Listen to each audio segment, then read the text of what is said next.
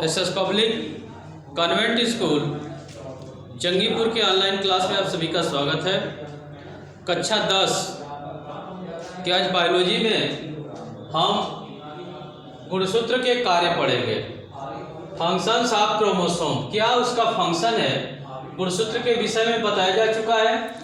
देखिए, गुणसूत्र के कार्य में पहला इसका कार्य आनुवंशिकी में भूमिका, ठीक ना।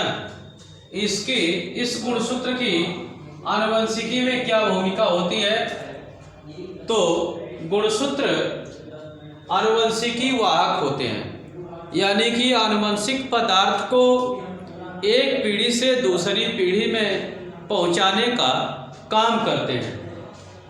ये डीएनए अणुओं के बने होते हैं। ये गुणसूत्र जो होते हैं डीएनए अणुओं के बने होते हैं, जिनमें विभिन्न क्रियाओं के लिए संदेश निहित रहते हैं। कह रहा है कि गुणसूत्र डीएनए अणुओं के बने होते हैं, जिसमें विभिन्न क्रियाओं के लिए संदेश निहित होते हैं। एंजाइम विभिन्न क्रियाओं में समन्वय बनाए रखते हैं। ये प्रोटीन के जटिल अणुओं के बने होते हैं। शरीर में होने वाली विभिन्न क्रियाओं को सुचारू रूप से चलाने के लिए जिम्मेदार एंजाइम्स होती है, और वह एंजाइम्स प्रोटीन की बनी होती है। और इस प्रोटीन के निर्माण के लिए जो सूचनाएं होती हैं वो डीएनए में होती है। प्रोटीन के संश्लेषण के लिए, प्रोटीन बनाने के लिए जो भी सूचना होती है वह डीएनए अणुओं में होती है, और वह डीएनए अणुओं में नाइट्रोजनस क्षारकों के अनुक्रम में व्यवस्थित रहती है, ठीक ना। डीएनए अणुओं में नाइट्रोजनस क्षारक होते हैं। 4 क्षारक होते हैं यदि डीएनए की बात किया जाए तो। ये एडेनिन, ग्वानिन, साइटोसिन और थायमिन। एडेनिन, ग्वानिन, साइटोसिन और थायमिन, ये 4 नाइट्रोजन क्षारक होते हैं, जिसमें से 3 नाइट्रोजन क्षारकों का एक अनुक्रम बनता है।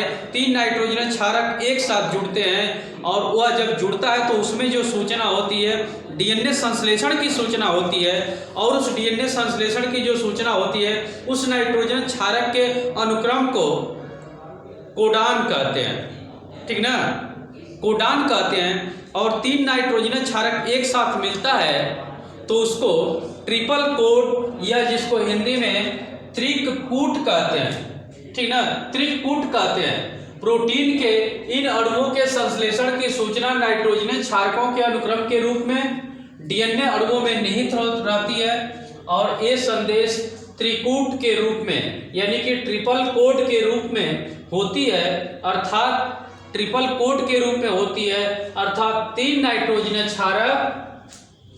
क्षारकों का अनुक्रम एक यूनिट बनाता है। 4 नाइट्रोजन क्षारकों में से 3 नाइट्रोजन क्षारक का एक अनुक्रम बनता है, एक यूनिट उसको कहते हैं, एक यूनिट बनाता है, जिसमें केवल एक विशिष्ट प्रकार के एमिनो एसिड के लिए या एमिनो अम्ल के लिए कूट होता है। यानी कि हम कह सकते हैं कि वह जो कूट होगा, वह जो कोडान होगा उसमें, या उसको ट्रिपल कोड कहते हैं, वह एक विशेष प्रकार के एमिनो अम्ल के लिए कोडित होता है। यानी कि हमारे शरीर में 20 प्रकार के एमिनो अम्ल पाए जाते हैं। इससे साबित हो रहा है कि जो ट्रिपल कोड होगा या जो कोडान होगा उसको कोडान कहते हैं, कोडान होगा। यह कोडान कितना होना चाहिए, जब एमिनो अम्ल 20 है तो ये कोडान भी कितना होना चाहिए, 20 होना चाहिए। यानी कि एक कोडान जो होता है एक एमिनो अम्ल को कोडित करता है, ठीक ना, एक एमिनो अम्ल को कोडित करता है। और ये कोडान किसका बना होता है, किससे बना होता है, तो ये नाइट्रोजन क्षारकों का अनुक्रम होता है। नाइट्रोजन क्षारक, 3 नाइट्रोजन क्षारक एक साथ मिलते हैं, इस कारण से इसको ट्रिपल कोड कहते हैं। और यह ट्रिपल कोड में प्रोटीन संश्लेषण की सूचना निहित होती है, ठीक ना, सूचना निहित होती है। इस ट्रिपल कोड को हम कोडान कह सकते हैं। इस कोडान में प्रोटीन संश्लेषण की सूचना निहित होती है, और कोई एक विशेष कोडान या ट्रिपल कोड कोई एक विशेष प्रकार के एमिनो अम्ल या एमिनो एसिड के लिए कोडित होता है, जिम्मेदार होता है। दूसरा इसका कार्य है जनन की इकाई। कार्य किया जनन की इकाई है, ठीक ना, यूनिट्स ऑफ रिप्रोडक्शन। ये जनन की इकाई है गुणसूत्र।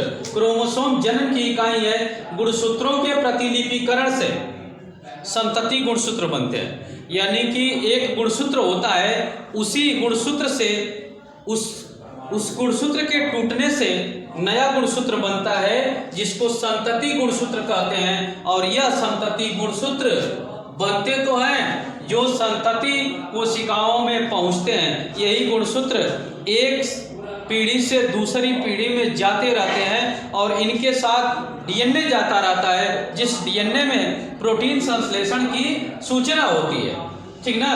तो इसका दो कार्य है, आनुवंशिकी में इसकी भूमिका और दूसरा है जनन की इकाई। तो ये गुणसूत्र का कार्य रहा। आज के क्लास में बस इतना ही।